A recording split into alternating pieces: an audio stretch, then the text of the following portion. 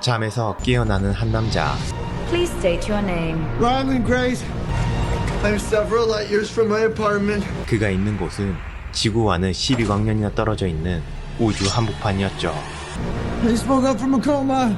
그는 왜 이곳에 혼자 있게 된 걸까요? 혼자 눈을 뜬 이 남자의 이름은 라일랜드 그레이스. 현재 이 남자는 아무것도 기억이 나지 않습니다. And I'm not an astronaut. 자신은 우주 비행사가 분명히 아닌데 왜 우주에 있는지 알 수가 없었죠. 하지만 우주선을 샅샅이 조사한 끝에 조금씩 기억이 돌아오기 시작하는데요. I'm not an astronaut.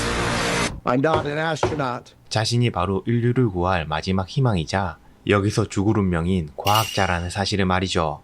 If you don't go, you die. We're the rest of us. 도대체 무슨 일이 있었던 걸까요? 때는 2040년, 러시아의 천문학자 이리나 페트로바는 이상한 현상을 발견합니다. 태양계를 포함한 특정 별들이 일정한 패턴으로 점점 더 어두워지고 있다는 사실을 말이죠. 태양빛이 10%만 줄어들어도 지구는 빙하기를 맞고 반드시 멸망하게 되죠. 여러 연구기관이 이를 분석한 끝에 태양빛을 흡수하는 미생물 아스트로파지의 활동 때문이라는 것을 알게 됩니다. 아스트로파지는 지구에서 8광년 이내의 행성들은 모두 감염시켰으며 더 멀리는 15광년 거리의 행성들도 감염시키고 있었죠. The sun Is dying. The sun is not the only star dying. Every star was infected by its neighbor except one, which is why we built a ship. To go there and find out. 그런데 딱 하나 이상한 행성이 있었는데요. 지구에서 12광년 떨어진 타우세티라는 행성이었죠. 이 행성은 유일하게 감염되지 않고 마치 누군가의 보호라도 받는 것 같은 느낌이었는데요. 타우세티에 해답이 있다고 판단한 지구에서는 12광년이나 떨어져 있는 이 행성에 우주선을 보내기로 결정합니다. It's 11.9 light years away. The astronauts die in space. 지구 역사상 가장 무모한 작전, 일명 프로젝트 헤일메리. 헤일메리는 미식축구 용어로 경기 막판에 역전을 노리고 하는 도박성 플레이를 뜻하는 단어입니다. It's what you Americans would call a long shot. Hail Mary. I get it.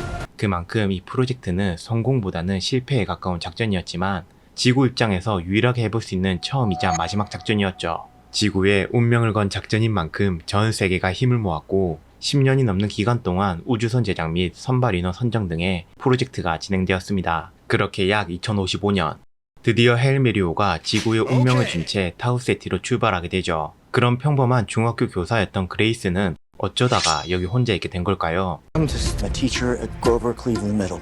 You have a doctorate in molecular biology.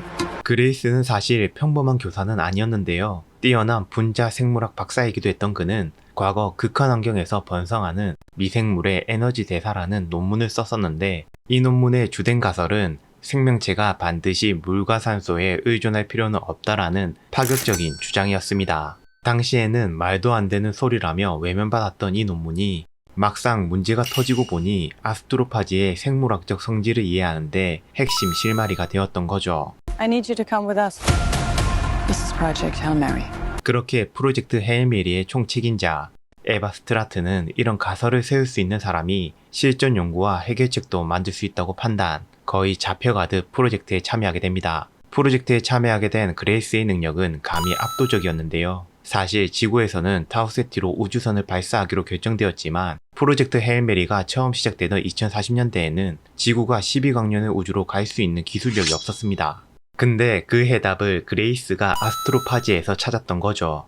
태양빛을 거의 100% 효율로 흡수 및 저장하는 특성을 이용해 연료로 활용한다면 이론상 갈 수 있다는 결정적 실마리를 제공합니다. 그렇게 사하라 사막에 아스트로파지를 대량 생산하기 시작했고 준비 기간이 10년이 넘게 걸린 것도 이런 이유 때문이었죠. 이때까지만 해도 그레이스는 아스트로파지에 대해 연구하는 수많은 연구자들 중 한 명일 뿐이었습니다.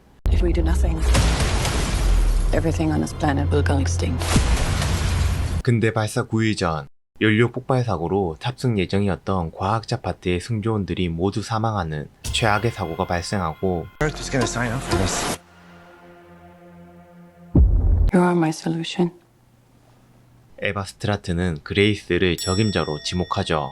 I put the not an astronaut. Never done a space. I can't even moonwalk. 하지만 많은 사람들의 부탁에도 계속 거절하게 되는데 그건 그레이스 입장에서 너무나도 합리적인 이유가 있었습니다. 지구에서는 10년이 넘는 기간 동안 아스트로파지를 생산했지만 충분한 연료를 확보하지 못했던 건데요. 우주선의 연료는 12강년 떨어진 타우시티까지 가는 건 가능했지만 돌아오는 연료까지 생산하기에는 10년이라는 세월이 너무 짧았던 거죠. 쉽게 말해 일단 출발하면 돌아오는 건 불가능한 수어사이드 미션이었습니다. 그리고 그건 이 모든 연구를 총괄했던 그레이스가 가장 잘 아는 사실이었죠.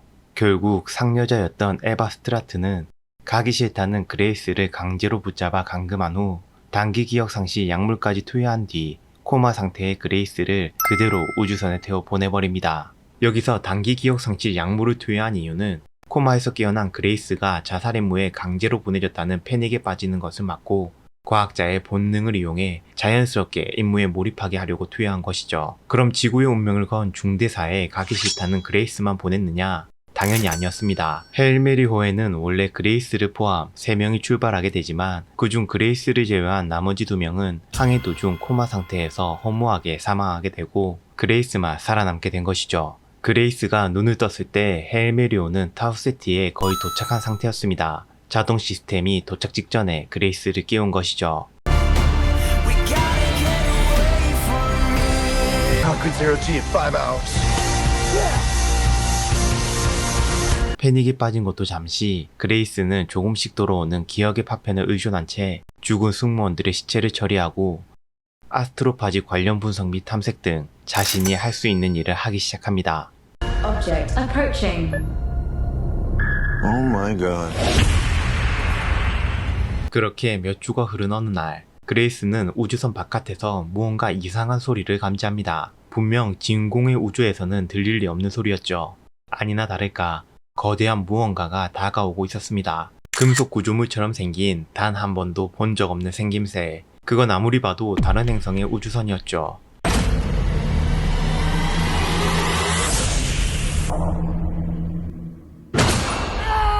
그 우주선에서는 적극적으로 그레이스에게 교신해왔고 그렇게 둘은 직접 만나게 되죠. I'm Grace. I'm gonna call you Rocky. Thumbs up.